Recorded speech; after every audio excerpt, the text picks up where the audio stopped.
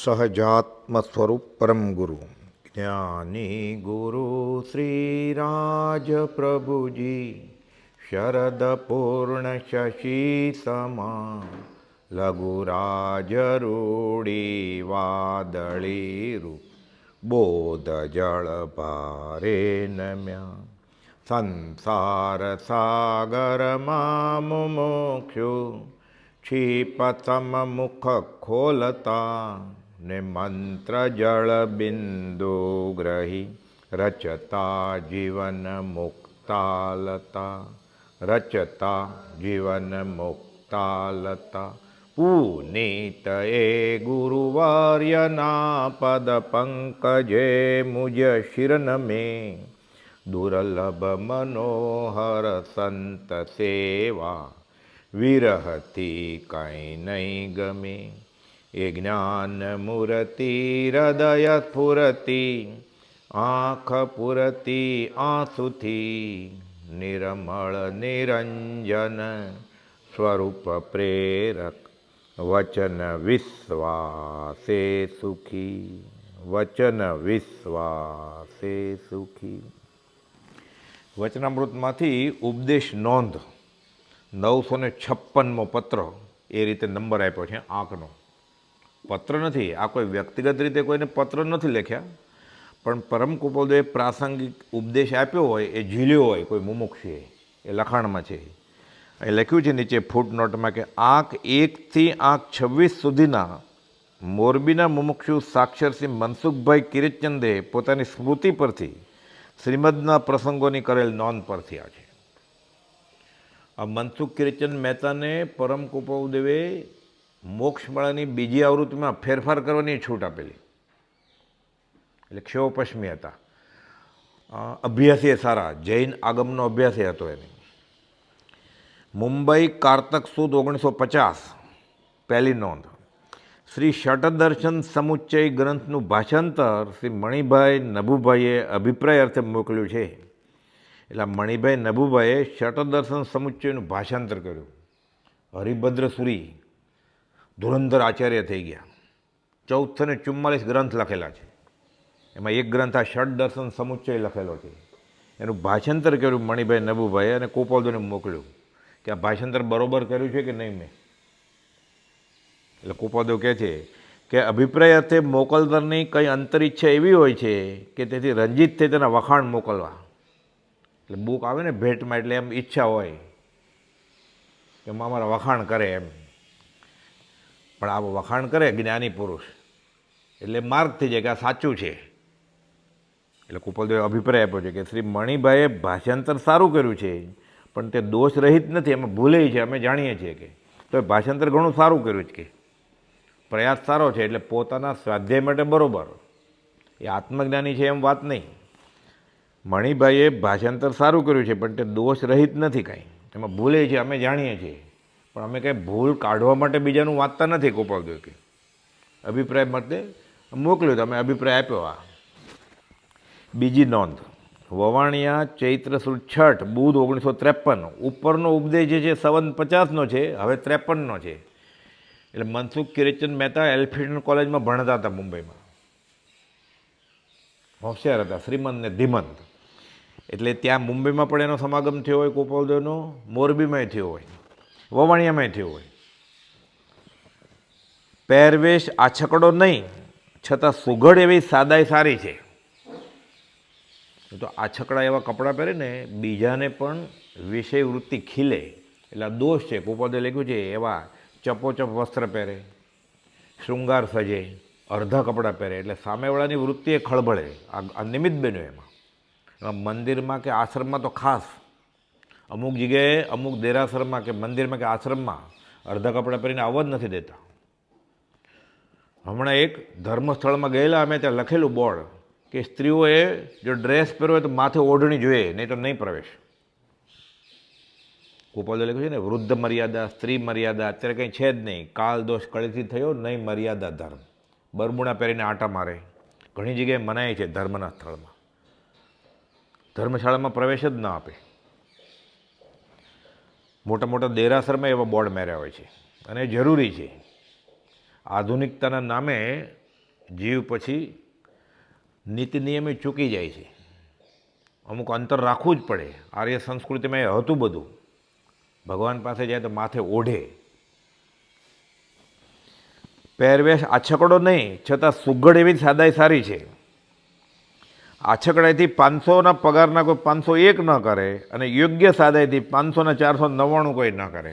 કંઈ ઓછો પગાર ન કરી નાખે સાદો કપડાં પહેર્યા હોય તો, અને બહુ સારા પહેર્યા હોય તો કંઈ એક પગાર વધારી ન દે કુપાલ કહે છે. હા, એનો ધંધો એવો છે. હવે એર હોસ્ટેસ હોય તો એને થોડો શણગાર કરવો પડે. એનો ધંધો જે છે, ઝવેરી બજારમાં કોઈ ઝવેરીને ત્યાં શોરૂમમાં કામ કરતી હોય છોકરી, તો ત્યાં સાવ સાદા કપડાં ન ચાલે.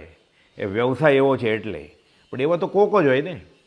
અને એર હોસ્ટેસ એવો હોય ને શોકેસમાં કામ કરતું પાછી ભક્તિ કરવા આવતી, એવું ભાગ્ય જ બને ને. એવો મહાપુણ્યનો ઉદય હોય તો એને એવા કામે ન કરવા પડે ને. એર હોસ્ટેસ પરદેશ જવાનું રોજ, એટલે તો ગહન છે. અને આર્ય સંસ્કૃતિમાં તો જૈનિતરમાં અનાર્ય પ્રદેશમાં જવાની મનાઈ કરી છે જ્ઞાનીએ. ધર્મ અર્થે જવાની મનાઈ છે. તો ભગવાન મહાવીરે અને કુપાઉદેવે પ્રભુશ્રીજીને કહેલું કે મુંબઈ કેમ આવે? મુંબઈ તો અનાર્ય પ્રદેશ છે અને ભગવાન મહાવીરની આજ્ઞા નથી. તો હું તો તમારા દર્શન સમાગમ અર્થે આવ્યો છું. તો કુપાઉ ભલે રહ્યા. એટલે આત્માર્થે છૂટ એ જ્ઞાની નક્કી કરે. એ પોતે ધર્મ પામ્યો જ નથી તો બીજાને શું ધર્મ પમાડવાનો પરદેશ જઈને? અહીંયા પોતે નથી પામ્યો. કુપાઉદેવે લખ્યું છે પોતે શંકામાં ગળકા ખાતા હોય, બીજાને શું ધર્મ આપવાનો? એટલે કે છે આછકડાથી 500ના પગારના કોઈ 501 ન કરે, અને યોગ્ય સાદાઈથી 500ના 499 કોઈ કરે નહીં. ધર્મમાં લૌકિક મોટાઈ, માન કે મહત્ત્વની ઈચ્છા એ ધર્મના દ્રોહરૂપ છે. એટલે હું મોટો દેખાવ, હું ધર્મિષ્ઠ દેખાવ. કુપાઉદેવે ઘણી જગ્યાએ ઘણા ઉચ્ચ કોટીના અભ્યાસીઓને પત્રો લખ્યા છે. 729મો પત્ર છે આ બાબતનો, કે લોકો તમને ધર્મિષ્ઠ કહેશે. કુંવરજી આણંદજી, જૈન પ્રસારક સભાના પ્રમુખ, સાધુ સાધ્વી સાથે બેસે એવા, ત્રિશિષ્ય શલાકા પુરુષનું ભાષાંતર પહેલાં કરેલું એણે સંસ્કૃતમાંથી ગુજરાતીમાં. મોતીલાલ ગિરધરલાલ કાપડિયા આવે છે ને, એના સગા કાકાએ કુપાઉદેવને મળેલા છે રૂબરૂ. સમાગમે થયો છે કુપાઉદેવનો. કુપાઉદેવને લખે છે 729માં મથાળે સર્વજ્ઞ નમઃ કહીને. બીજો પેરેગ્રાફ, લોક દ્રષ્ટિમાં જે વાતો કે વસ્તુઓ મોટાઈવાળી મનાય છે તે વાતોને વસ્તુઓ કઈ, આ તો વ્યવહારની વાત લખી શરૂઆતમાં. શોભાયમાન ગૃહાદિ આરંભ, અને બહુ મોટું ઘર છે, મોટો બંગલો છે. અલંકારાદિ પરિગ્રહ, સોનું ઘરેણાં બહુ છે આની આગળ, હીરા. લોકદ્રષ્ટિનું વિચક્ષણ પણ, લોકો આને હોશિયાર કહે છે કે બહુ ડાયા છે, આ વ્યવહાર કૌશલ છે.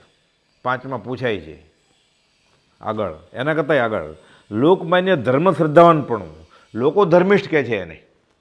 આ ભાઈ બહુ ધર્મિષ્ઠ છે, આ બેન બહુ ધર્મિષ્ઠ છે. લોકોનો સર્ટિફિકેટ ક્યાં કામ આવશે ત્યાં?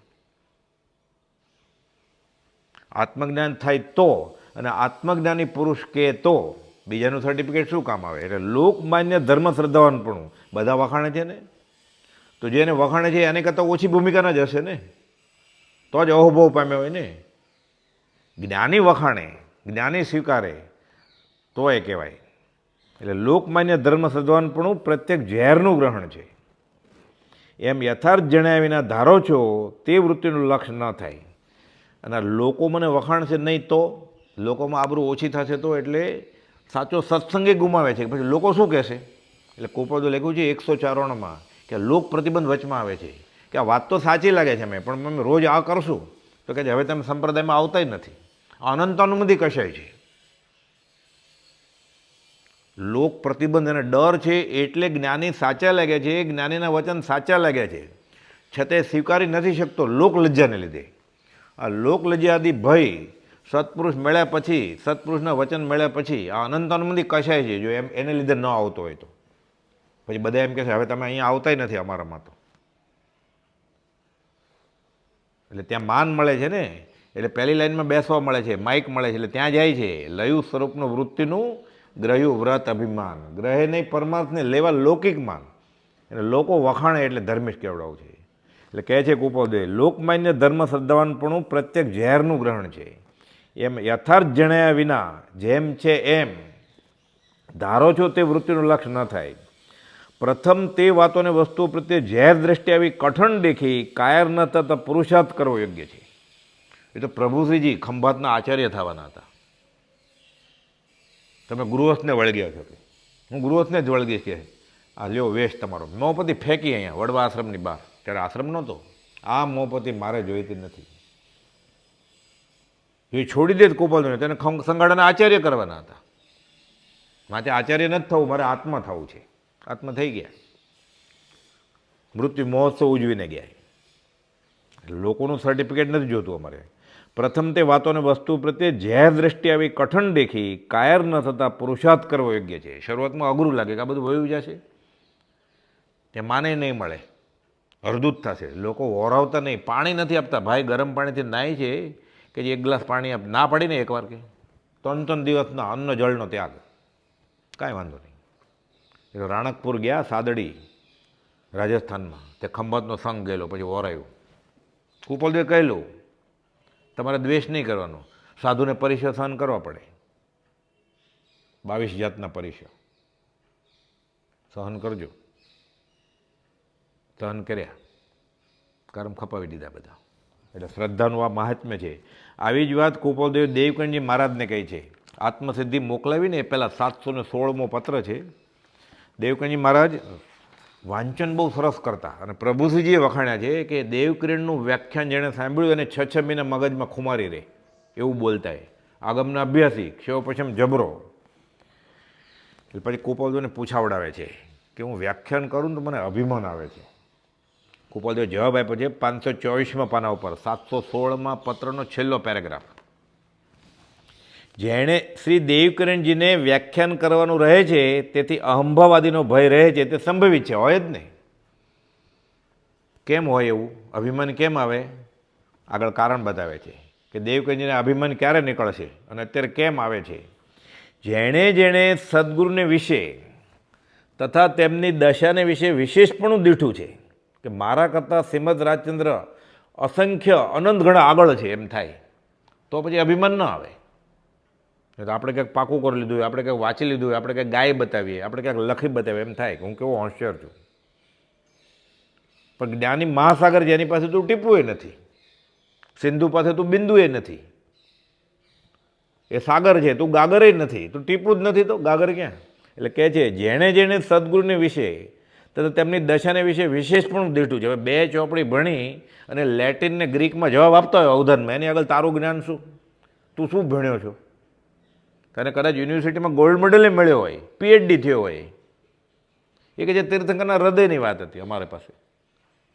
તો કુપોલદેવે લખ્યું છે 139મા પત્રમાં કે જો પ્રભુશ્રીજી કહેતા ખોપશમ જ્ઞાન નોય, એટલે ખરેખર એક ક્ષયો પછી એનો આત્માર્થે વાપરે તો લેખે લાગે, તો સોનામાં સુગંધ.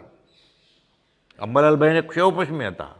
પરમ કુપોલદેવ નહોતા મળ્યા ત્યારે ખંભાતમાં જૈન સંપ્રદાયના આગમની પાઠશાળા ચલાવતા હતા. એ કુપોલદેવ મળ્યા પછી એક ક્ષયો પશ્ચિમ આમાં વાપર્યો એને, તો સોનામાં સુગંધ. ધારસીભાઈ એક ક્ષયો પશ્ચિમી હતા, સાધુ સાધુને શીખવાડતા હતા, બધું બરાબર. પણ શાસ્ત્રમાં તો આમ લખ્યું છે અને કુપોલદેવે આમ કહ્યું છે, તો સાચા કોણ? શાસ્ત્રો સાચા કે શાસ્ત્રના લખનાર સાચા? એને શાસ્ત્રો સાચા લાગ્યા એટલે રહી ગયા. રડવું પડ્યું, પ્રભુજીના ખોળામાં માથું નાખીને ધંધુકાના ઉપાસ રહ્યા. પરમ કુપોલદેવે 373મો પત્ર લખ્યો છે કે તમે જે પણ વાંચો, તમે તપ કરો, જપ કરો, ત્યાગ કરો, તીર્થયાત્રા કરો, ધ્યાન ધરો, ધ્યાનમાં બેસી જાય ઘણા. એનું ફળ શું? એનું ફળ એક જ, શ્રીમદ રાજચંદ્રે લખેલું આ વચન સાચું છે. આ થતું હોય તો તમને પત્ર લખવો છે, નહીં તો પત્ર જ નથી લખવો. કુપોલદેવ કહે છે, ધારજીભાઈને કહે છે. જેને ઘરે પરમ કુપોલદેવ 10મે વર્ષે ગયેલા, એણે જોયા છે ચમત્કારિક શક્તિ કુપોલદેવની, આંખો દેખાય એવા. એણે પરિચયનમાં લખાવેલું છે, આખું અલગ ચેપ્ટર થાય મોટું, એટલો પ્રસંગો બનેલા છે. લોકોને એમ ખ્યાલ છે કે કુપોલદેવે 14, 15 કે 19મે વર્ષે અવધાન કર્યા.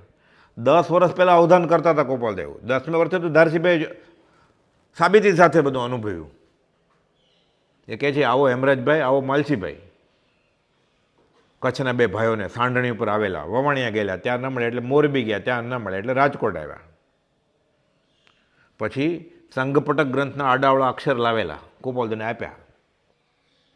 કુપોલદેવે શ્લોક બનાવી દીધો એનો. એ ભાઈઓ કહે છે કે અમે સાંભળ્યું છે કે તમે અવધાન કરો છો. હવે આ ઉંમર ગોપાલભાઈ 10 વર્ષની હતી, અમે સાંભળ્યું છે કે તમે અવધાન કરો છો, એટલે 10 પહેલાં કરતા હશે ને. આટલો ધક્કો ખાધો કચ્છથી, વવાણિયાથી, મોરબીથી, રાજકોટ. એટલે કુપાળદેવે 10 વર્ષ પહેલાં અવધાન કર્યા, એ સમાચાર કચ્છમાં પહોંચ્યા હશે ને ત્યારે ક્યાંય આવા સાધનો હતા, ઈમેલ ને વોટ્સઅપ ને. એટલે ફરતી ફરતી વાત ત્યાંય ગઈ છે. એટલે કુપાળદેવે ક્યારે અવધાન શરૂ કર્યા છે? એની આગળ જ્ઞાન કેટલું, વાંચી વાંચીને તમે શું વાંચવાના? પાછું અનુભવેલું. ગાંગે અણગરના ભાંગા જૈન સાધુને સમજાવવાના હતા કે રવિવારે કોર્ટ બંધ હોય ને એટલે રવિવારે તમે બપોર પછી અપાશ્રમમાં આવજો. કુપાળદેવ એને ઘરે જાય છે. ધારેશભાઈ મૂંઝાણે કે મને તો આવડતું નથી, હું સાધુને કેવી રીતે સમજાવીશ? કુપાળદેવને જ્ઞાનમાં ખબર પડી ગઈ. કુપાળદેવ લખી નાખ્યા ગાંગે અણગરના ભાંગાને. કુપાળદેવ 12 વાગ્યા. ધારેશભાઈ માર્કેટમાંથી ક્યાંક ગયા હશે કુપાળદેવ માટે શાકબાગ લેવા માટે, આવ્યા, જુએ છે બકરીને મોઢામાં કાગળિયો છે. મેજિસ્ટ્રેટ જે શ્રીમંતને ધીમે ધીમે હાથમાં લાકડી રાખે, શીશમની એ જમાનામાં ચાંદીની એ રાખે, આમ કરે છે. બકરી ભાગી, હાથમાં કાગળિયામાં લખેલું ગાંગે અણગરના ભાંગા. આ જ્ઞાની પુરુષ. તોય છેલ્લે રહી ગયા, રડવું પડ્યું, પણ પ્રભુજી મળી ગયા, કામ થઈ ગયું. એટલે આ શાસ્ત્ર અભિનિવેશ કહેવાય. અને જ્ઞાની કે જ્ઞાનીના વચન મળ્યા પછી પોતાનો કક્કો ઘૂંટે એને અપ્રશસ્ત શાસ્ત્રીય અભિનિવેશ કહેવાય. વચનામૃત 661માં લખેલું છે. પ્રભુજી ઉપર પત્ર હતો દેવકંજી મહારાજ માટે કે એકવાર સત્પુરુષ મળી ગયા, સત્પુરુષના વચન મળી ગયા.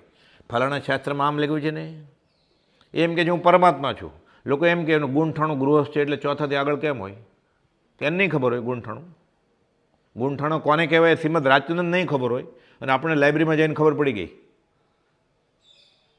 અને હમણાં 14 ગુંઠાણ નામ પૂછે તો ન ખબર હોય. પછી કુપાળદેવે લખ્યું છે પહેલામાંથી 12 નથી આવતો અને 13માં 14માની વાત કરે છે. વ્યાખ્યાન સારના 139માં બોલમાં, 142માં બોલમાં અને 39માં બોલમાં, વ્યાખ્યાન સર 1માં કુપાળદેવે કોણ કોને ઓળખી શકે એ નિયમ આપ્યા છે બધા. એટલે બોલાય જ નહીં. અનંત અનંતથી કર્મ બંધાય છે. ન ઓળખે તો વાંધો નહીં, અનંતકાલથી ક્યાં ઓળખે છે એટલે કાંઈ ગુમાવવાનું નથી. આ તો છૂટવાની જગ્યાએ બંધાય છે. હવે અહીંયાથી પાછો જાય, હવાડે આવેલી ગાય તરસી જાય તો હવે ક્યારે પીવે પછી?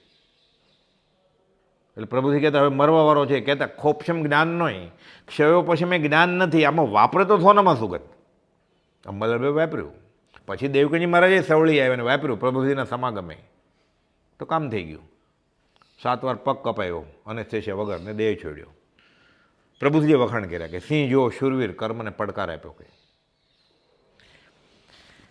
કે જે જેણે જેણે સદગુરુને વિશે તથા તેમની દશાને વિશે વિશેષપણું દીઠું છે તેને ઘણું કરીને અહંભાવ તથારૂપ પ્રસંગ જેવા પ્રસંગમાં ઉદય થતો નથી. એને ખબર હોય સતત કે મારા કરતાં કુપાળદેવ અનંત ઘણા આગળ છે. એ કહે છે એક શ્લોક વાંચતા વિચારતા સાંભળતા હજારો શાસ્ત્રોનું ભાન થઈ ઉપયોગ ફરી વળે છે. 917મો પત્ર. તો અને કદાચ આવો અહંભાવ ઉદયમાં આવે તો તરત સમાઈ જાય છે, વૃત્તિ વળી જાય તરત જ પાછી કે હું શું કરું છું. તે અહંભાવને જો આગળથી ઝેર જેવો પ્રતીત કર્યો હોય તો પૂર્વ પર તેનો સંભવ ઓછો થાય. એટલે એને ખબર હોય કે આ નુકસાન થાય છે મને. વ્યવહારમાં બરાબર અનંતકાલથી નુકસાનીનો ધંધો કર્યો છે, પરમાર્થમાં આ કરે તો ગડબડ.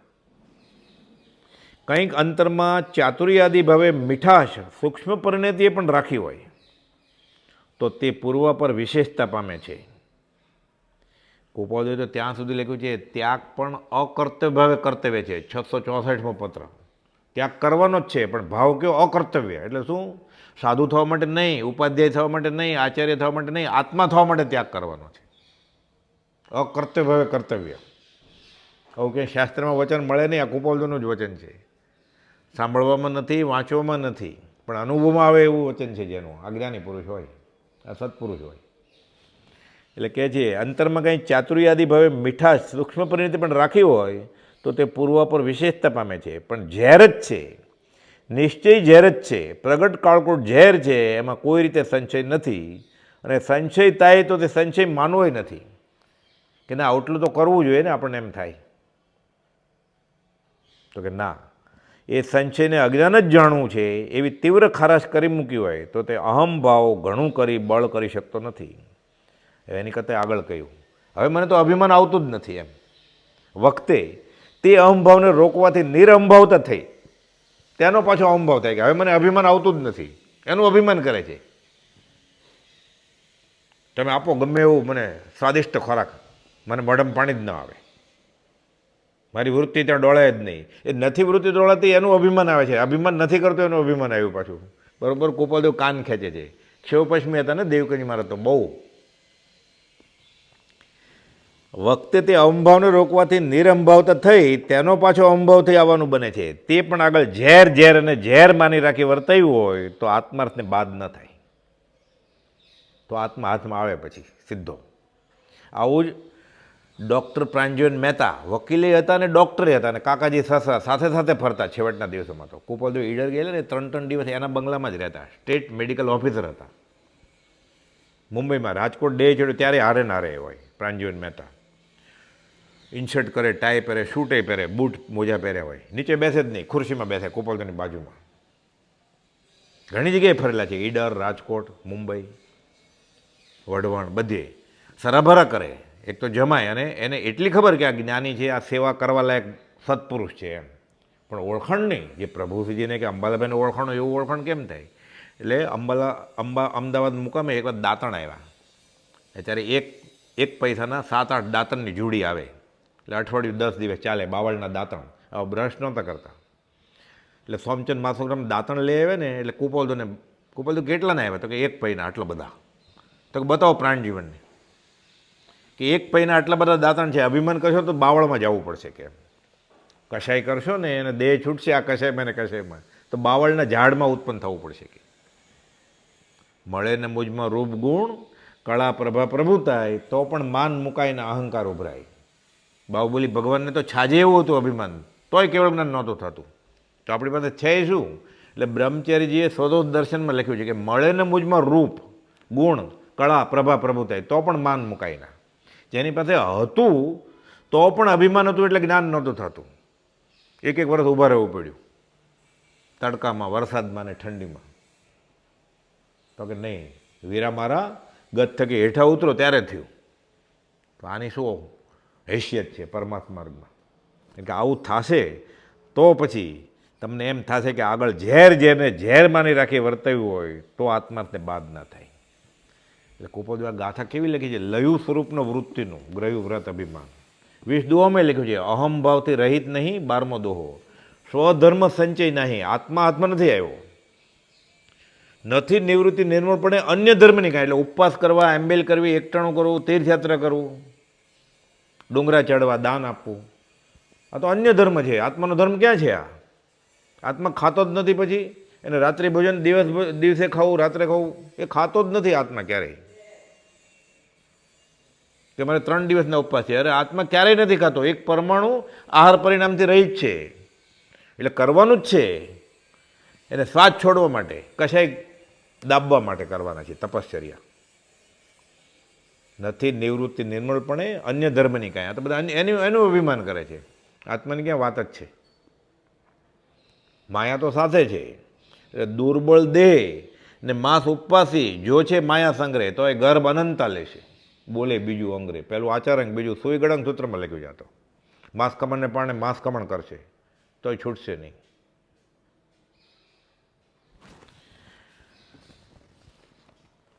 એટલે ધર્મમાં લૌકિક મોટાઈ, માન, મહત્વની ઈચ્છા એ ધર્મના દ્રોહરૂપ છે. આ મુખથી જ્ઞાન કથે અને અંતર છૂટ્યો ન મોહ, તે પામર પ્રાણી કરે માત્ર જ્ઞાનીનો દ્રોહ કરે છે.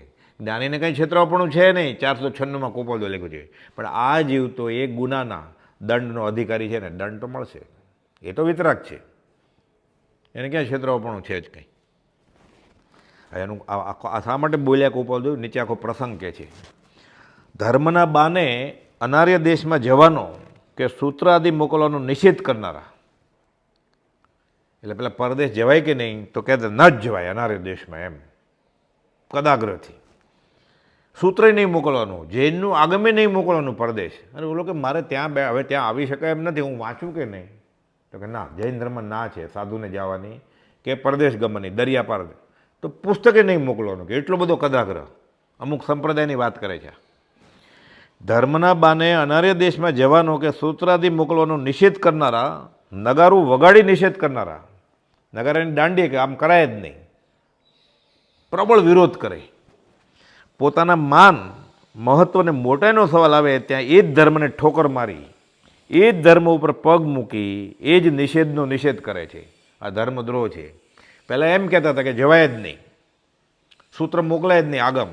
હવે આગમની વાત કરવા માટે પોતે રૂબરૂ જાય છે. તો એટલે આગળ કહે છે ધર્મનું મહત્વ તો બાનારૂપ છે ખાલી, અને સ્વાર્થ આદિ માન આદિનો સવાલ મુખ્ય એ ધર્મદ્રોહ જ છે. એટલે કીર્તિ લેવા જાય છે, પૈસા લેવા જાય છે. હું ત્યાંના લોકોને ધર્મ પકડો, અહીંયા બધા પામી ગયા.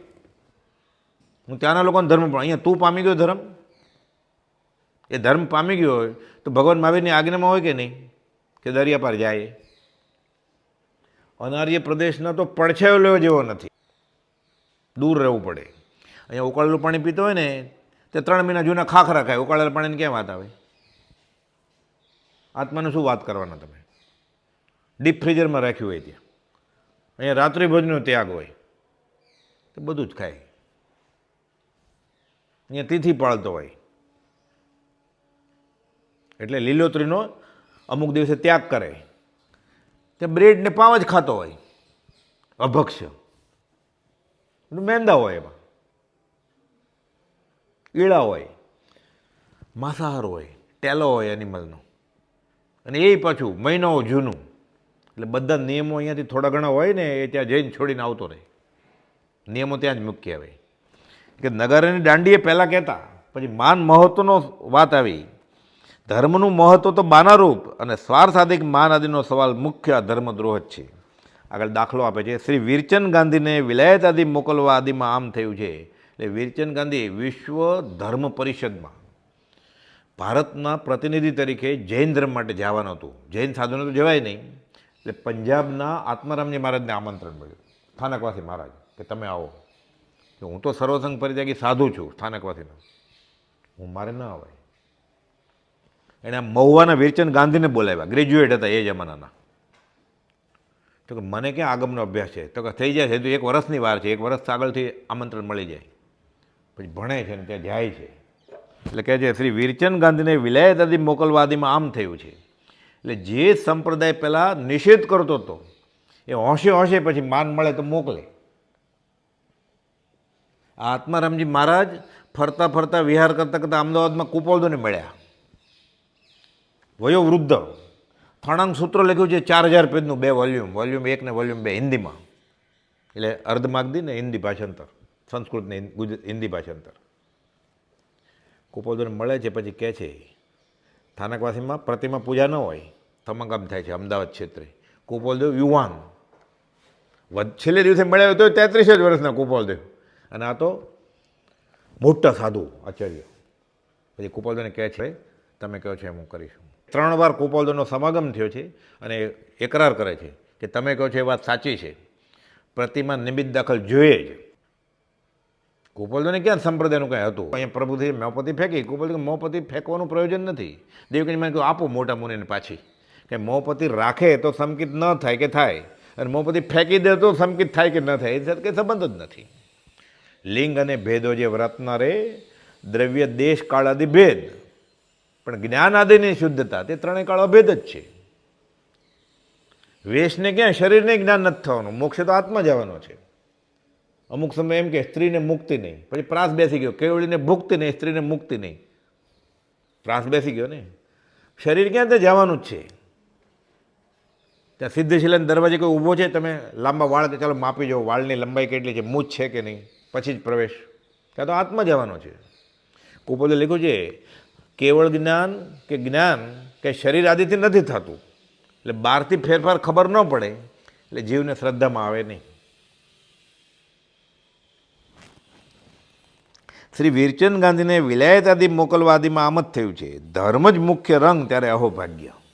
કામ એક આત્માર્થનું, બીજો નહીં મંદરોગ. આવું હોય તો કામ થાય કે, બાકી બધું ધર્મના નામે ધર્મનો દ્રોહ થાય છે. એટલે ધર્મ નામે ધતિંગ એમ. પ્રયોગના બાને હવે એ જમાનામાં આ પ્લેગ, શીતળા, પોલિયો, આ બધા રોગો એટલા ફેલાય ને બધા મરતા. શીતળામાં તો બહુ મરતા બધા, આંખ જ વહી જાય. પોલિયોમાં ઘણા લકવો થઈ જાય, ઘણા એમાંય મરી જાય. અને પાછા માતાજી છે એમ માને કે આ માતા આવ્યા છે. એટલે વેક્સિન રસી શોધાય અને રસી એમને એમ કે માણસને આપી ન દેવાય. એટલે અબોલ પ્રાણી ઘોડા, બળદ, ગાય, વાંદરા, સસલા ઉપર પ્રયોગ કરવામાં આવે, ગિનીપીગ, ઉંદરડા. એટલે કહે છે પ્રયોગના બાને પશુવધ કરનારા રોગ દુઃખ ટાળે ત્યારની વાત ત્યારે, પણ અત્યારે તો બિચારા નિરપરાધી પ્રાણીઓને રીબાવીને મારી અજ્ઞાનવશતાએ કર્મ ઉપાર્જે છે. પત્રકારો પણ વિવેક વિચાર વિના પુષ્ટિ આપવા રૂપે કૂટી મારે છે. આવી નાની વાત મળે ને એટલે પત્રકારોને મજા આવે, પકડી લે કે અમૃત શોધાણું. કોરોનામાં એવું જ થતું હતું, છાપામાં આવે એમ, આમ કરશો તો આમ, એટલે પછી ચાલે. એવું આવેલું ને કે આદુને મધ સવારે નળના કોટે ખાવા એટલે કોરોના ન થાય. કેટલા શ્રાવકો જેને કંદમૂળનો ત્યાગ હતો, રાત્રિ ભોજનનો ત્યાગ હતો, મધનો ત્યાગ હતો, એ મધ ને આદુ ભેગું ખાય અને કેટલાને પેટના ચાંદાય પડી ગયા.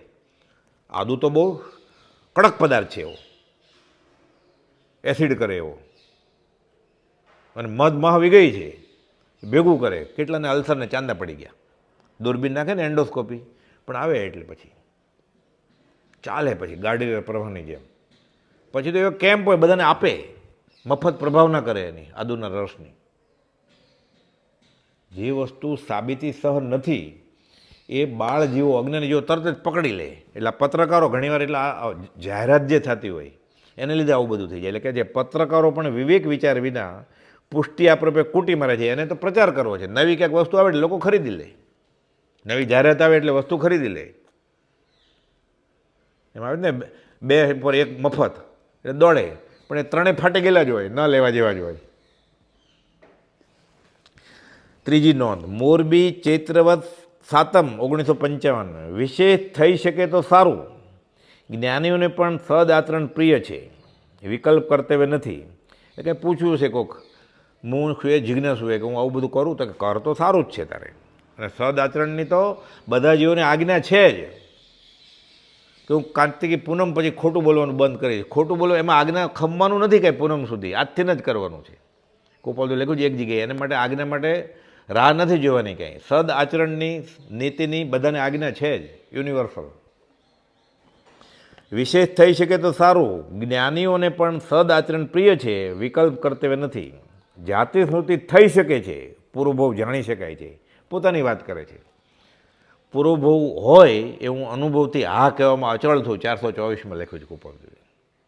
કૃષ્ણદાસે પૂછેલું ખંભાતના કૃષ્ણદાસભાઈએ, પુનર્ભવ હોય તો કે હું અનુભવથી હા કહેવામાં અચળ છું, મને દેખાય છે. 7મે વર્ષે દેખાયેલા તો જાતિ સ્મૃતિ થઈ શકે છે, પૂર્વભવ જાણી શકાય છે. એક જ ભવ જાણી લીધો હોય પૂર્વનો, પછી કેવી પ્રતીતિ હોય. એટલે હું પહેલાં હતો અને અત્યારે છું, એટલે આત્મા છે ને આત્મા નિત્ય જે થઈ ગયું ને, એટલે અધ્યાત્મનું 99% કામ થઈ ગયું. આપણને હજી આ થતું નથી. આ પરોક્ષે પણ થાય પછી અધ્યાત્મમાં મુસાફરી શરૂ થાય. બાકી બધા સાધન બહુ કરીએ છીએ આપણે, પણ પૂર્વભવ છે આટલું પ્રત્યક્ષે કે પરોક્ષે જ્યાં સુધી ન થાય ત્યાં સુધી એને અખંડ આત્મજ્ઞાન તો હોય જ નહીં ક્યારે. વચનામાં 64માં ગોપાલજીએ સિદ્ધાંત લખ્યો છે મનસુખરામ સૂર્યરામ ત્રિપાઠીને, કે ગુરુજી કોને કહેવાય, આત્મજ્ઞાની કોને કહેવાય. આત્મજ્ઞાની હશે પૂર્વભવ છે આવું પ્રત્યક્ષ એટલે એનો અનુભવ હોવો જોઈએ, કાં તો પરોક્ષ નિશ્ચય ન હોય તો એને આત્મજ્ઞાન હોય જ નહીં ક્યારે. એને ગુરુજી તરીકે આરાધન નહીં તમારે, નહીં તો હોય એ વયું જશે. અને સાથે સત્પુરુષની, સાચા જ્ઞાનીની, ગૌતમ ગંડની આશાતના થશે. એક અસદગુરુને ગુરુ તરીકે તમે પૂજો તમારી અજ્ઞાનતાને લીધે, એટલે ગૌતમ ગંડર આદિની આશાત ના થાય. એમ 30 મહામૌનીય કર્મનો આ 16મો બોલ છે, ભગવતી સૂત્રમાં લખેલું છે આગમમાં.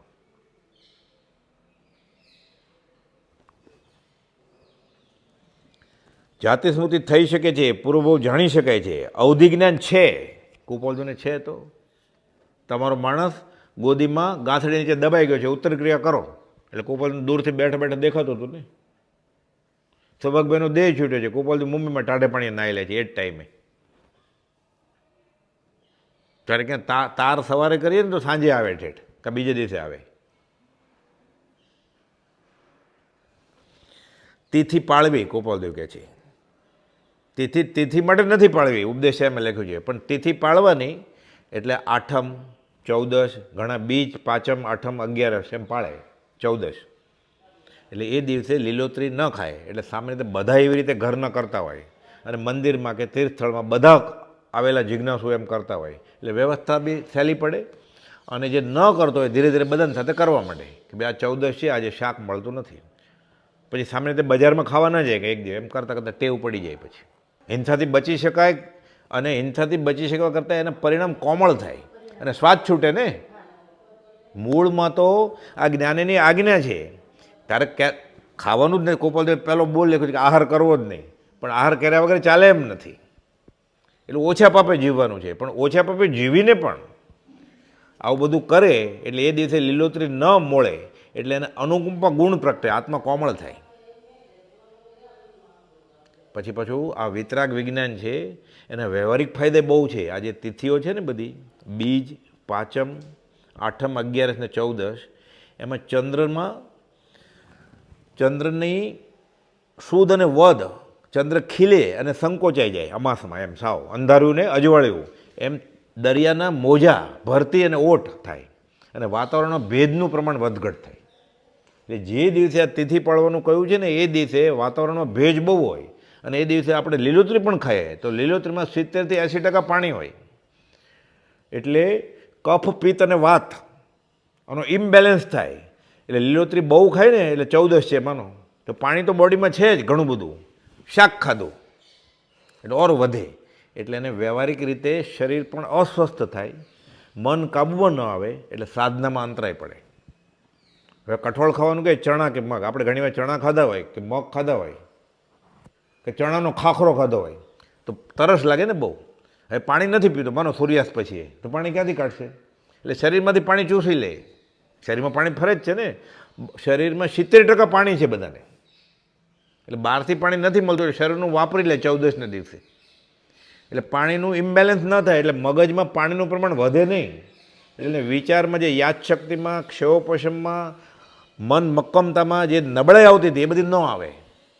એટલે જે બધા નિયમ પાળતા હોય ને બહુ મક્કમ હોય, બાંધછોડ કરે જ નહીં. એટલે એ દિવસે એ લીલોતરી નથી ખાતો એટલે ભેજનું પ્રમાણ, પાણીનું પ્રમાણ મગજમાં ને બધામાં વધતું નથી, કઠોળથી ચૂસાઈ જાય છે પાણી. આખું વિતરાગ વિજ્ઞાન છે આ.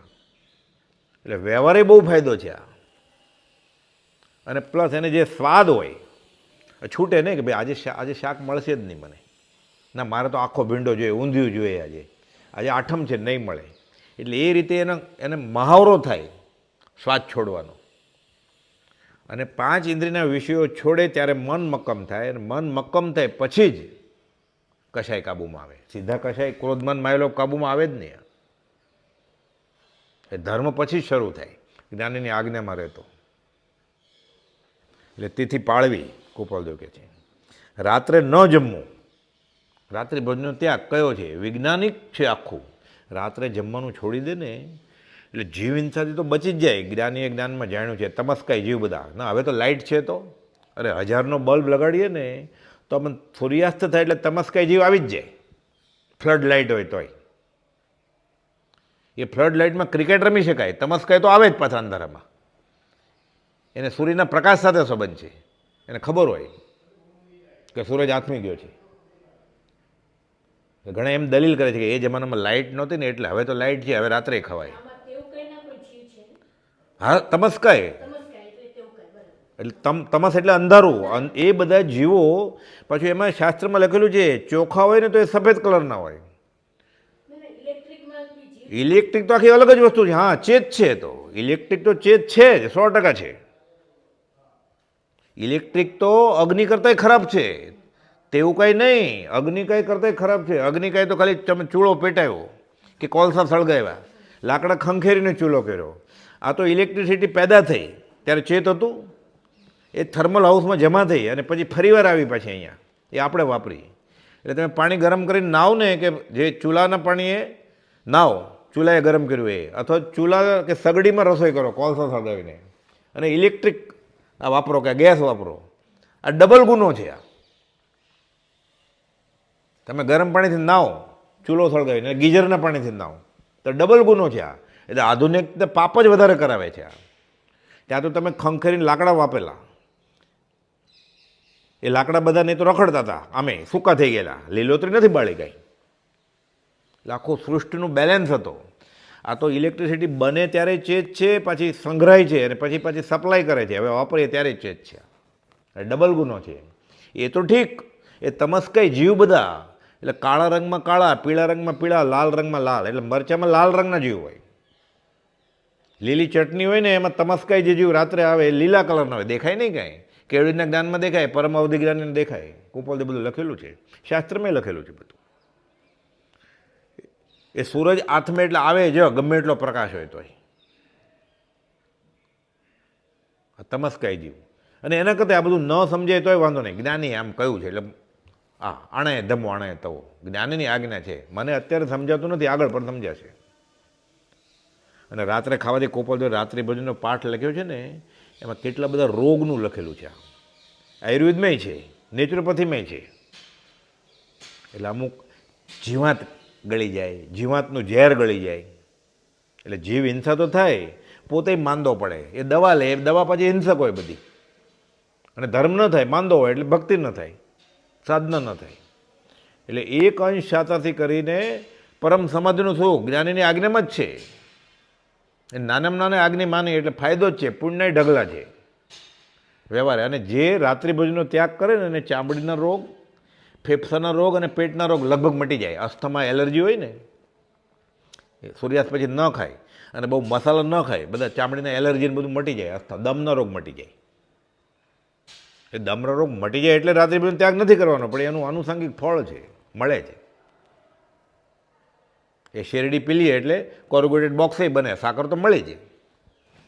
એટલે રાત્રે ન જમવું, ન ચાલે તો ઉકાળેલું દૂધ વાપરવું. એટલે શરૂઆતની ભૂમિકામાં સીધો આજે વાંચી લીધું ને બંધ કરી દે, પછી તૂટે વ્રત. રાત્રે 3 વાગે ઉઠીને પછી ખાઈ લે. એ કોપલદેવ લખ્યું છે વ્રત લીધું અને પછી તોડ્યું, આ ભયંકર ગુનો છે. સોણાવના મુંદાસને કોપલદેવ 941માં પત્ર લખ્યો છે, મરી જવું પણ વ્રત લીધેલું તોડવું નહીં. એટલે પહેલાં નિયમ રાખવાનો, 3 મહિના 6 મહિના પડાય છે કે નહીં, પછી પચકાંડ લેવાના. એટલે ધર્મની અવહેલા ન થાય, જ્ઞાનીની આજ્ઞાભંગનો દોષ ન થાય, અને જીવને પછી અતોભ્રષ્ટ જેવું ન થાય. નહીં તો શ્રદ્ધા ઘટી જાય. પછી મેં તો વાંચેલું ને ભાઈ મને આવું અલ્સર પેટમાં બળે છે હવે, એટલે ધર્મની શ્રદ્ધા ઓછી થઈ જાય ને, એને ઓછી થઈ જાય એટલે ઘરના બધાને એવું થઈ જાય કે ધર્મિષ્ઠ થવા ગયેલો ના, એટલે બધા ધર્મ ભ્રષ્ટ થઈ જાય. એટલે પહેલાં નિયમ લેવાનો કે રાત્રે ન જમવું, ન ચાલે તો પહેલાં ઉકાળેલું દૂધ વાપરવું. એમ નથી લખ્યું ફ્રીજમાં મૂકેલું દૂધ વાપરવું. નહીં તો ઘણા એમ કે રાત્રે બળે ને એટલે ઠંડુ દૂધ પીવું છું, એમ લખ્યું ઉકાળેલું દૂધ વાપરવું. પણ ધીરે ધીરે પ્રેક્ટિસ થઈ જાય. એ દૂધમાંથી પછી પાણી પીવાનું ખાલી, અને પછી પાણી પછી છૂટી જાય ધીરે ધીરે. એમાં નાની ઉંમર હોય તો તરત જ છૂટે, પણ મોટી ઉંમર હોય તો થોડી મહેનત કરવી પડે, અથવા અમુક રોગ હોય. પણ હકીકતમાં એ જ્ઞાનીની આજ્ઞા પ્રમાણે સ્વાદ છોડી દે ને, એટલે તીખા તમતમતા મસાલેદાર ખોરાક ન ખાય ને એટલે અલ્સરે મટી જાય. 2 રીતે મટી જાય. વ્યવહારિક રીતે તો ફાયદો થાય જ વિજ્ઞાનની દ્રષ્ટિએ, સાથે જ્ઞાનીની આજ્ઞામાં શુભનું બંધ પડે ને, એટલે શાતાવેદનીનું બંધ પડે, એટલે મટી જાય. ખબર ન પડે. ઘણીવાર એવો રોગ હોય ને એકાએક 2 મહિના 3 મહિના 6 મહિના સુધી મટતો ન હોય, દવા લીધા એકાએક મટી જાય. હમણાં કાંઈ દવાઈ નથી લેતો તો રોગ મટી ગયો હોય. કેમ? એ અશાતાવેદની કર્મની અવધિ પૂરી થઈ ગઈ, એનો શુભનો ઉદય થયો. હવે શુભનો ઉદય થયો હવે એટલે મટી જાય. ન ચાલે તો ઉકાળેલું દૂધ વાપરવું. તેવું તેવાને મળે, તેવું તેવાને ગમે. એટલે જેને જોતું હોય ને એ ગોતી જ લે. એટલે વ્યવહાર લેવા ગયો ને એટલે એને અસદગુરુ જ ભટકાય. પણ એ વ્યવહાર લેવા ગયો એને ડંખતો હોય એને દિલ કે હું આ ભૂલ કરું છું, ધર્મમાં આવું ન કરાય. એટલે સૌભાગભાઈને પિતા ગયા હતા વ્યવહાર લેવા માટે મારવાડના યતિ પાસે. પણ એને હતું કે આ મગાય, એટલે પહેલાં એની વૈયાવા જ કરે છે અને પછી માગે છે. તો આ અવાય જૈન સાધુ પાસે આ મગાય કે લે આ બોધ બીજ, પણ તારા તું લાયક નથી કે કોઈ લાયકને આપજો. પાત્ર હતા. એટલે એક વે લુખાવે ચીકણા એણવિત કર્મ બધા, એક એમાં કાંઈ વાંધો નહીં, એ તો કરાય. બધા આપે જ છે ને, માદળિયું, દોરો, ધાગો, મંત્ર, તંત્ર બધા કરે જ છે ને, જ્યોતિષ, કુંડળી, પૂજાપાઠ માનતા માને જ છે ને બધા. બીજું એમ કે મારે કરવું નથી પણ હવે સહન થાય એમ નથી. સૌભાગભાઈ કહેતા ને, કોપલદેવ કહેતા તમારાથી લખાઈ જાય છે, માગવું જ નથી કોપલદેવ પાસે. પણ કે તમારી આગળ ન માગું તો કોની આગળ માગું કે વ્યવહારમાં ને પરવરમાં તમે જ મારા સ્વામી છો કે તું તારે કે મારે રે હું તને જ કહીશ બધું. છેલ્લે કુપોદોએ બે ફાટ હાથમાં આપ્યો ને હાથમાં એટલે કુપોદ લોકો કે જે માગણી સત્પુરુષ પાસે થાય વ્યવહાર હોય તોય એ આગળ જતાં સવળી આવી જાય, પણ અસત્પુરુષ પાસે ગયો હોય એની પૂરી કરે. પૂરી કરતો તો નથી કાંઈ, પણ આપે દોરો ધાગો, કાગડો બેસે ને તાડગુલ્લો પડી ગયો ચાલે. પછી એ બીજાને કે બે નહીં, એ ત્યાં ટોળા વળે, પછી એ દુકાન ચાલે એની. એટલે લોકોને પોતાની રુચિ પોસાય ત્યાં જ જવું છે. મને મારી માન્યતાને સિક્કો મળે છે કે નહીં ત્યાં, કાં તો આ મારા સંપ્રદાયને છે કે નહીં ત્યાં, મને વ્યવહારિક લાભ થાય છે કે નહીં. 212માં કુપોદ લખ્યું છે ને, રિદ્ધિયાદિ યોગ સિદ્ધિયાદિ યોગ, દ્રષ્ટિ મળી નથી એટલે સત્પુરુષ ઓળખાય જ નહીં. પછી એ ગયો છે જ એના માટે, માદળિયું લેવા માટે, વ્યવહાર નભાવવા માટે, પરણવા માટે, સંતાન, ત્રીજી ફેક્ટરી, પરદેશ ગમન, ગ્રીન કાર્ડ, એના માટે જ ગયો છે. એ પ્રાર્થના કરે છે ત્યાં શું માગે છે, ત્યાં મનમાં પૂછે તો પોતાની જાતને કે તું પાલિતાણા શા માટે આવ્યો છે, સમજશેખર શા માટે આવ્યો છે. મફત આપે છે, સંઘ લઈ જાય છે એટલે ફરવા. પણ તોય ક્યારેક કોઈ સત્પુરુષ મળી જાય, સત્પુરુષના વચન મળી જાય તો સવળી આવી જાય. જો આ બધા ફંક્શન નથી ઉભરાતા લોકો, ત્યાં ખાલી એમ કે 10 રૂપિયા આપવાના છે આખા દિવસના 3 વાર જમવાનું, તોય 50% ન રહે, ખાલી 10 રૂપિયા માગે તોય. રાત્રે ન જમવું, ન ચાલે તો ઉકાળેલું દૂધ વાપરવું, તેવું તેવાને મળે તેવું તેવાને ગમે. હવે આ 8 દ્રષ્ટિની સજાયની કડી મૂકી છે અહીંયા. ચાહે ચકોર તે ચંદ્રને મધુકર માલતી ભોગી રે, તેમ ભવિ સહજ ગુણે હોય ઉત્તમ નિમિત્ત સંજોગી રે. ચાહે ચકોર તે ચંદ્રને, ચકોર પક્ષી ચંદ્ર ગોતતું હોય, વાટ જોતું હોય. મધુકર માલતી ભોગી રે, મધુકર એટલે ભમરો, ભમરો માલતીનું ફૂલ એ જ શોધે, એને સુગંધ જોઈએ છે એને. અને ગીગો હોય વિષ્ટાની ગોળી બનાવતો હોય. તેમ ભવિ સહજ ગુણે હોય, જે છૂટવાનો હોય ને એને એવા મળી જાય સત્પુરુષ. એને પૂર્વના સંસ્કાર હોય, ગુરુ ઓળખવા, ઘટ વૈરાગ્ય તે ઉપજવા પૂર્વિત ભાગ્ય હોય ને એટલે મળી જાય એને. એટલે આ 5-15 વર્ષનો હિસાબ નથી, આ ભવ્યોભવની સાધના પછી. એમાં કુપોદોના જે મળ્યા એમાં પ્રભુ સિવાય 3 તો ગૃહસ્થ હતા, સૌભાગભાઈ, જુઠાભાઈ ને અંબાલાલભાઈ. તો કોઈ સાધુ નહીં હોય આગમના અભ્યાસી કે કુપોદોને ઓળખી જાય? પ્રભુશ્રી સાથેના સાધુઓ ક્યાં ઓળખતા હતા? ખાલી પ્રભુશ્રીજી ઓળખેલા. ધીરે ધીરે ધીરે પછી પ્રભુશ્રીજીના યોગ બળે દેવકજી મહારાજ, મોહનલાલજી મહારાજ બધા પામ્યા. એટલે તે તેમ ભવિ સહજ ગુણે હોય ઉત્તમ નિમિત્ત સંજોગી છે. કુપોદેવે પ્રભુશ્રીજીનો જમણા પગનો અંગૂઠો જોયેલો અને અંબાલાલભાઈને કહેલું પછી નિવૃત્તિ ગયા ત્યારે કે આ પૂર્વના સંસ્કારી પુરુષ છે, એને ભેટો થઈ જ જાય. ખાલી પત્ર વંચાવેલો અંબાલાલભાઈએ તો કે આ પુરુષ અહીંયા મળે, તો કે દિવાળીમાં આવવાનું, તો કે અહીંયા લઈ આવજો. ત્યારે જ ઓળખાણ થઈ ગયેલું એને.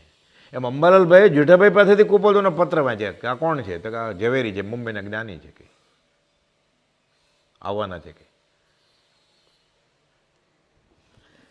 તેમ ભવિ સહજ ગુણે હોય ઉત્તમ નિમિત્ત સંજોગી રે. ચર્માવર્ત વળી ચરણ કમણ તથા રે, ભવ પરિણતિ પરિપાક, દોષ ટળે ને દ્રષ્ટિ ખુલે અતિ ભલી રે, પ્રાપ્તિ પ્રવચન વાક. આ સંભવનાથ ભગવાનના સ્તવનની કડી છે, આનંદજી મહારાજનું સ્તવન છે આ, ત્રીજા તીર્થંકર ભગવાનનું. કે ચર્માવર્ત એટલે પૂતગલ પરાવર્તનમાં રખડતા રખડતા રખડતા, ચરમ એટલે છેલ્લું પૂતગલ પરાવર્તન બાકી છે ત્યારે જીવ ચર્માવર્તમાં આવ્યો કહેવાય. એટલે પૂતગલ પરાવર્તન એ અનંત જેટલું જ લાંબુ છે, પણ અનંતનો ખાલી ભાગ જ છે અનંતમાં. ચર્માવર્ત એટલે છેલ્લું, વર્ત એટલે ચક્રાવો. ચર્માવર્ત વળી ચરણ કરણ, ચરમકરણ, ચરમકરણ એટલે છેલ્લું કરણ કયું? યથા પ્રવૃત્તિકરણ, અપૂર્વકરણ ને અનિવૃત્તિકરણ. એટલે ગ્રંથિ ભેદ થાય ને ત્યારે 3 કરણ થાય, કરણ લબ્ધિમાં આવે જીવ. અનંતકાળથી જીવ યથા પ્રવૃત્તિકરણ સુધી આવ્યો છે અને યુટર્ન લઈને વયો ગયો છે. ગાંધીજીને કુપોદોએ સમજાવ્યું છે કે ગ્રંથિભેદ થવાનો વખત આવે ત્યારે જીવ ડરી જાય છે, એટલે કાં ત્યાં જ બેસી જાય કે પાછો ફરી જાય. જે તોડે ગ્રંથિ એટલે ગાંઠ, એને સંકિત થાય પછી અનંત અનુમતિ કશાય, ક્રોધમાન માયા લોભ અને મિથ્યા તો મોહિની, મિશ્ર મોહિની, સંકિત મોહિની, આ 3 આ 7 પ્રકૃતિનો નાશ થાય એટલે સંકિત થાય. વચનામૃત 47. આ થયું જ નથી અનાદિકાળથી. થયું હોય એ છૂટી જાય જીવ, વમી નાખે તોય છૂટી જાય, પછી પાછું આવી જાય રાતમાં. ચરમવર્ત એટલે છેલ્લું પૂતગલ પરાવર્તન, એમાં વળી ચરમ કરણ એટલે યથા પ્રવૃત્તિકરણ, અપૂર્વકરણ ને છેલ્લે અનિવૃત્તિકરણમાં આવ્યો એટલે સંકિતની સ્પર્શ ન થઈ. ભવ પરિણતિ પરિપાક એટલે ભવ પરિણતિ પરિપાક, પાક્યો, સમય પાકી ગયો, હવે છૂટવાનો. દોષ ટળ્યા, દ્રષ્ટિ ખુલી, અતિ ભલી રે. આ વખાણવા લાયક છે, કલ્યાણદાયક છે. દ્રષ્ટિ ખુલી, પ્રાપ્તિ પ્રવચન વાક એટલે પ્રવચન એટલે વિતરાગની, જીનેશ્વરની, જ્ઞાનીના વચનની અને પ્રાપ્તિ થાય અને એ સ્વીકારે. આ લબ્ધિ કહેવાય. દેશના લબ્ધિ, ક્ષયોપશમ લબ્ધિ, પ્રાયોગ્ય લબ્ધિ, વિશુદ્ધિ લબ્ધિ અને પછી છેલ્લે આ કરણ લબ્ધિ. આ કરણ લબ્ધિમાં શરૂઆતમાં યથા પ્રવૃત્તિકરણ સુધી અનંતવાર આવ્યો છે, પછી તૂટે, અપૂર્વ, પહેલાં ક્યારે નથી થયું એ. એટલે અપૂર્વકરણ ને અનિવૃત્તિકરણ બધું અંતર્મુહૂર્તમાં જ થઈ જાય. એટલે સમય સેકન્ડના લાખમાં નહીં, અસંખ્યાતમાં ભાગમાં. આંખના પલકરામાં અસંખ્યાત સમય જાય એટલે અંતર્મુહૂર્તમાં જ બધું થઈ જાય. પણ સમજાવવા માટે જ્ઞાનીએ આ બધા કર્મગ્રંથમાં ભાંગા આપ્યા છે કે યથા પ્રવૃત્તિકરણ, પછી અપૂર્વ ક્યારે નથી થયું એવું એમાં લખ્યું છે. એટલે શું થાય એને શાસ્ત્રમાં એનો દાખલો આપ્યો છે. કોઈ જન્માંધ હોય અને 35-40 વર્ષે એનું આંખનું ઓપરેશન કરીને દેખાવા માંડે એને કેવું લાગે? જન્મથી આંધળો જ હતો એવું થાય એને. બીજો દાખલો આપ્યો છે કે રણમાં 42 ડિગ્રી ટેમ્પરેચરમાં રખડતો હોય, સહરાનું રણ, કચ્છનું રણ, અને લીલો છમ પ્રદેશ આવે, ઠંડક એકદમ, લીલું ઘાસ ને એવું બધું, એર કન્ડિશન એવું, 16 ડિગ્રી ટેમ્પરેચર, 42માંથી સીધું કેવું ઠંડક એને હાશકારો થાય. એવું થાય આને દેખાય. એટલે તો વ્યવહારિક દાખલા છે, છેલ્લે થાય ત્યારે જ ખબર પડે. એટલે અપૂર્વકરણ પછી અનિવૃત્તિકરણ, આ ચરમકરણ થયું. ભવ પરિણતિ પાકી ગઈ, દોષ ટળે ને દ્રષ્ટિ ખુલે, અતિ ભલી રે, પ્રાપ્તિ પ્રવચન વાક. ત્યારે વિતરાગની વાત એને મળે અને એ આત્મસાત કરે, સ્વીકારે. એટલે 5 સમવાય કારણ મળે ત્યારે આવું થાય. એમાં મુખ્ય તો પુરુષાર્થ જ. કાળ, ભાવ, ઉદ્યમ, નસીબ તથા ભાવિ બળવાન. સમય પાક્યો એટલે આવ્યું ને એમાં ભવ પરિણતિ પરિપાક, કાળ પાકી ગયો. હવે મિથ્યા તો મોહિની, મિશ્ર મોહિની, સંકિત મોહિની. મિથ્યા તો મોહિમાં સાચા ને ખોટું, ખોટાને સાચું માને, આ મિથ્યા તો મોહિની. સંકિત મોહિનીમાં એને ઘણી બધી શ્રદ્ધા છે, પણ બ્રહ્મચારીજીએ સમજાવ્યું છે પત્ર સુધાના 334માં પત્રમાં કે સંકિત મોહિની હોય ને એટલે એને અમુક એની વૃત્તિઓ ક્ષય થઈ ગઈ છે, એટલે ઉદયમાં નથી આવતી અને બાકીની દબાય છે, એટલે ક્ષયોપશમ સંકિત. હવે ક્ષયોપશમ સંકિતમાં શું થાય? પછી 7માંથી એક જ ભય આવી જાય એને, મારી આબરૂ જશે તો, પછી મારી આજીવિકાનું શું થશે, પછી આ સાચું ફળ નહીં આપે તો. એટલે નિશંકિત ગુણ હજી નથી આવ્યો, એમ 7 પ્રકારના ભય એને નડે. આનું આ બધું લખ્યું છે, એવો ફળ નહીં મળે તો, અથવા આપણે કરીએ છીએ બધું બરાબર છે, સાતું ઓલું સાચું. અને એના કરતાં આગળ બ્રહ્મજીએ સમજાવ્યું છે કે એને દેરાસર બંધાયું છે, એટલે એને એમ થાય કે આ દેરાસરમાં હું પ્રાર્થના કરું ને તો વધારે ફળે, અહીંયા ન ફળે. આ સંકિત મોહિની છે.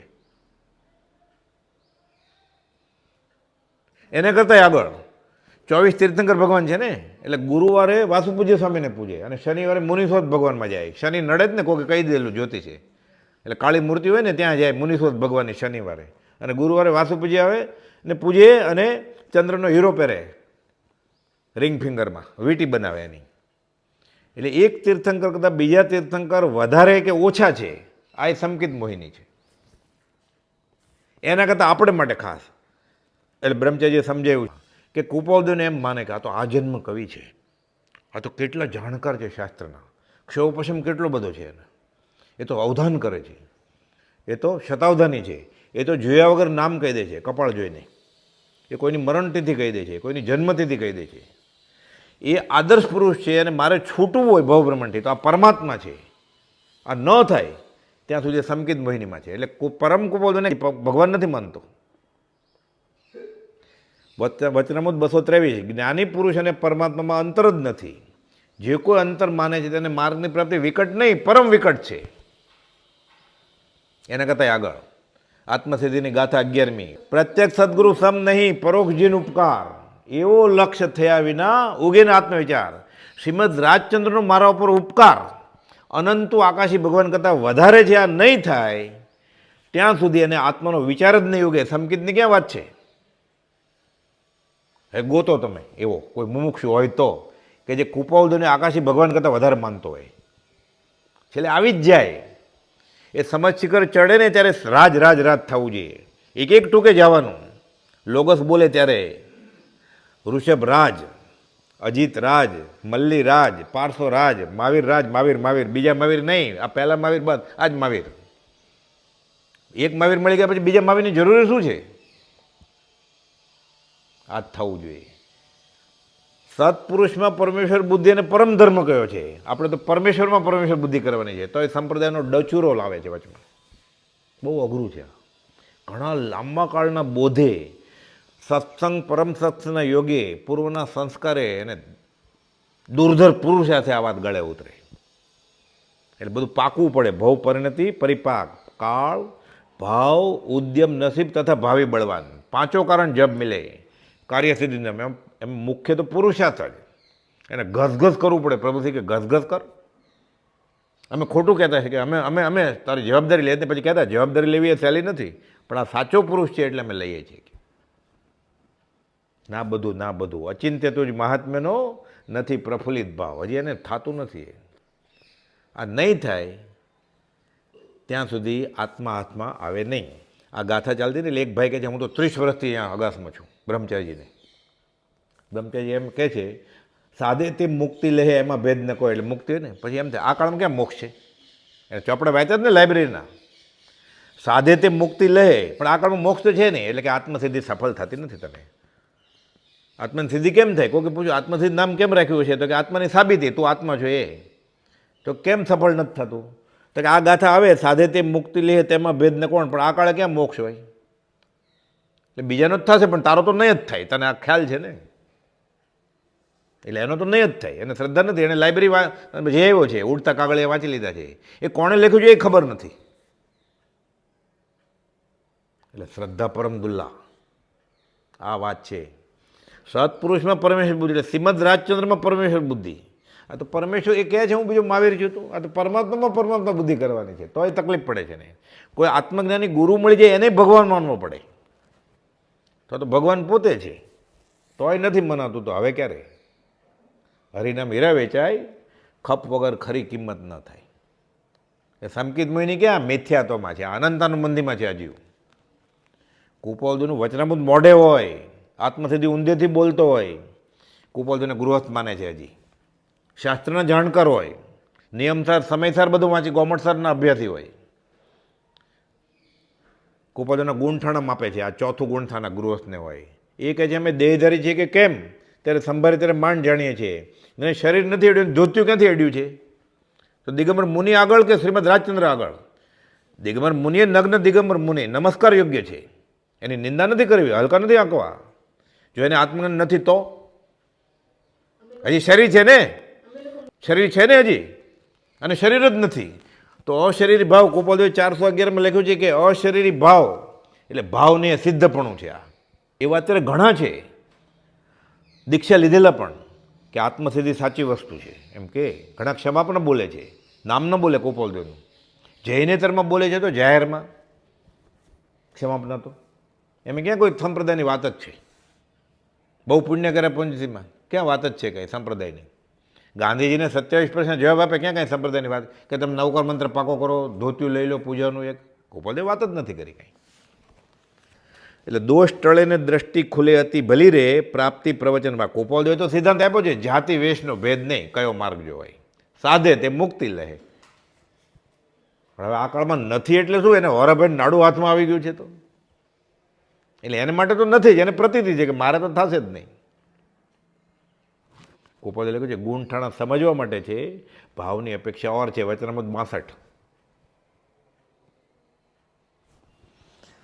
અવ્યવહાર રાશિમાંથી વ્યવહાર રાશિમાં સૂક્ષ્મ નિગોદમાંથી આગળ કૂટાતો પીટાતો કર્મની અકામ નિર્જરા કરતો દુઃખ ભોગવી તે અકામ નિર્જરાના યોગે જીવ પંચેન્દ્રિય મનુષ્યપણું પામે છે. ધીરે ધીરે ધીરે ઈચ્છા વગર માર ખાય છે, સહન કરે છે, અકામ નિર્જર થાય છે. પુણ્ય ટીપું ટીપું જરૂર થાય છે. બહુ પુણ્ય કર્યા પુણ્યથી અકામ નિર્જરાથી મનુષ્યપણું પામ્યો. અને તેથી પ્રાયે આ સકામ નિર્જરાથી નથી પામ્યો. આ ઉપયોગ સહિત તપ કરીને સહન કરીને કર્મ ખપાવ્યા નથી. એટલે શું થાય છે, આવું મનુષ્ય આપણે બધાને મુખ્યત્વે કુળ કપટ, માયા, મૂર્છા, મમત્વ, કલહ, વંચના, કશાય પરિણતિ આદિ રહેલ છે.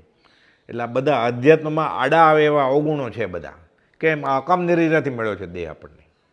સકામ નિર્જરાથી મળ્યો હોય તો આ દશા ન હોય આપણી.